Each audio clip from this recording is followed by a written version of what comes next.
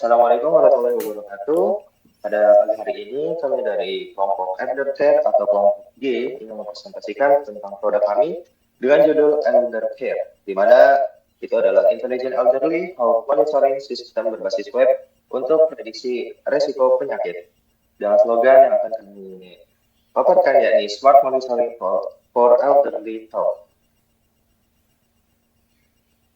Boleh lanjut?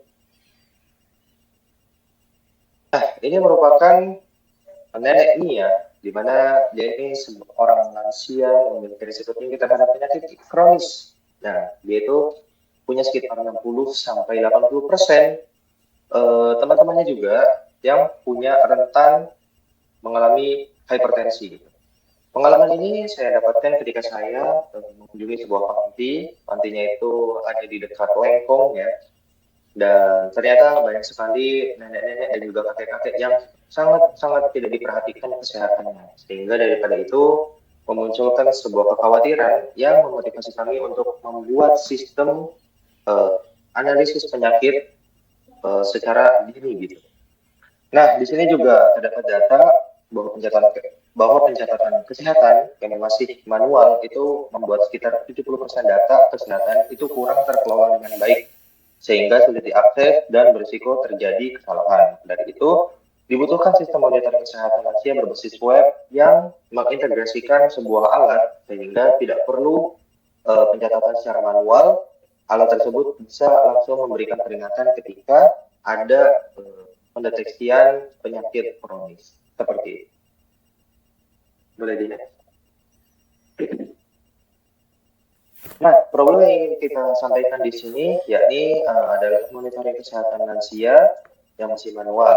Terus tidak adanya deteksi dini kondisi abnormal, habis itu data kesehatan yang masih belum terintegrasi seperti data visualnya itu. Data yang paling urgent itu adalah BPM, SP2, dan suhu tubuh. Lalu kita tuh belum pernah memanfaatkan machine learning. Lebih tepatnya di tempat sana itu sama sekali belum dimanfaatkan terkait machine learning ini. Habis itu ada juga tempat tersebut itu sulit membuat laporan kesehatan berkala karena di sana masih melakukan sistem pencatatan manual. Boleh dilihat?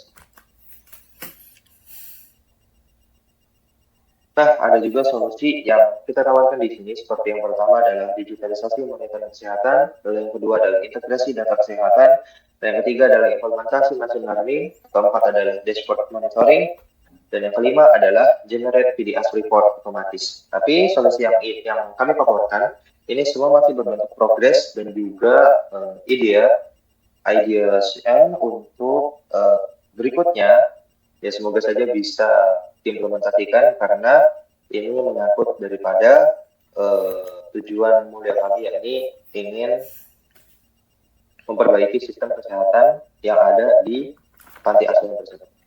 Boleh dilanjut? Nah, selanjutnya ini merupakan produk yang akan kami tawarkan. Nah, ini tuh masih dalam tahap desain dari gadget maupun dari webnya. Ini tuh merupakan ide awal kami ini membuat suatu gelang yang digunakan oleh para lansia tersebut agar dari gelang tersebut bisa langsung terdeteksi dan masuk ke dalam web kita. Nah, ini merupakan desain mockup awal dari web kita, yaitu ada dashboard yang untuk melihat atau memonitoring kesehatannya, dan ada beberapa fitur lainnya juga yang masih belum optimal terrealisasikan. Hanya ada dashboard awalnya saja. Next. Nah, ini merupakan how it work dari web kita. Jadi menerima input data dari dari gadgetnya, lalu masuk ke cloud server, datanya di processing, lalu AI analysis, disease prediction-nya apa, dan dashboard, dan muncul di dashboard report webnya. Next. Baik, selanjutnya bagian output model. output yang diharapkan dalam proyek kami adalah sebagai berikut. Yang pertama terdapat semacam eh, alarming, yaitu alert tekanan darah tinggi pada bagian kiri atas. Selanjutnya ada biodata dari si user yang dimasukkan oleh user, dan selanjutnya user juga menginputkan eh, data-data kesehatan yang dimiliki oleh usernya pada bagian kanan seperti BPM, BP, SPO2 dan lain-lain, yang mana akan langsung dianalisis apakah data yang dimasukkan user itu tinggi, normal, atau kurang.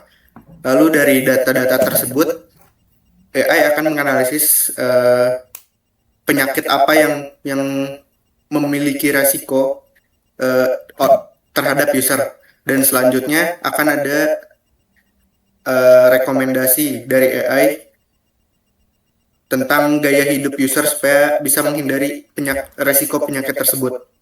Lalu selanjutnya saya akan menjelaskan tentang progres dari kelompok kami, yaitu sebagai berikut. Yang pertama, kami mengolah 4 dataset besar, yaitu jantung, stroke, hipertensi, dan diabetes. Kami melakukan pembersihan data dari missing values dan duplikat untuk memastikan model belajar yang valid. Selanjutnya, kami melakukan feature mapping agar input data medis konvensional selaras dengan input perangkat IoT yang telah dijelaskan oleh Raffi tadi. Di sini kami fokus pada fitur universal seperti yang sudah dijelaskan pada output model tadi. Lalu selanjutnya, di sini kami menggunakan XGBoost sebagai alat training kami, sehingga kami mendapatkan hasil sebagai berikut. Lalu di sini kami berfokus pada recall, di mana recall itu dalam dunia medis memang lebih penting, yaitu kami mendahulukan ada false positif dibanding ada false negatif, karena dari dunia medis lebih baik seperti itu. Baik, selanjutnya. Oh ya, itu juga kita disclaimer ya untuk model.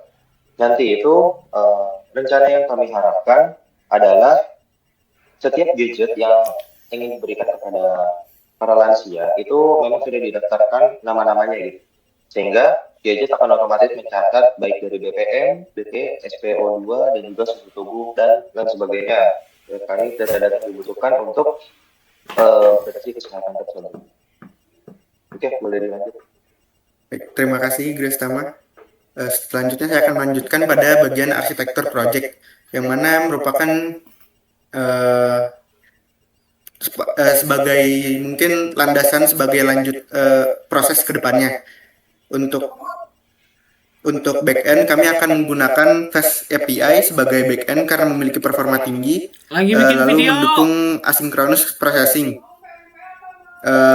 Selanjutnya, untuk ML layer sudah kami lakukan tadi. Lagi bikin video bentar. Kami menggunakan algoritma klasifikasi random forest dan XGBoost. Dan untuk storage, kami akan menggunakan SQL karena SQL memiliki kemampuan mengolah data yang terstruktur secara efisien, lalu dapat memudahkan integrasi dengan sistem backend. Dan untuk output yang akan diberikan kepada user yaitu berupa dashboard sebagai ringkasan dan PDF report sebagai laporan lengkap yang bisa disimpan dan dibagikan. Lalu selanjutnya akan dijelaskan oleh Bizen.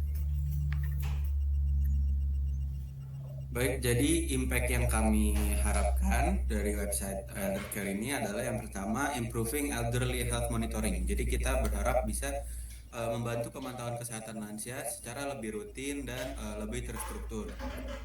Yang kedua, adanya early disease detection. Jadi meningkatkan kemungkinan deteksi dini penyakit melalui analisis vital sign dan machine learning. Yang terakhir, adanya assistant caregiver dan medical staff. Jadi mempermudah caregiver dan tenaga medis dalam memantau kondisi pasien secara real time. Boleh selanjutnya? Baik, jadi ini adalah tim di balik Eldercare dari engineering hingga designer.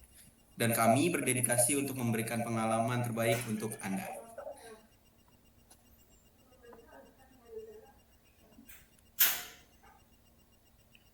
Sekian dari kelompok Elder Care. Terima kasih.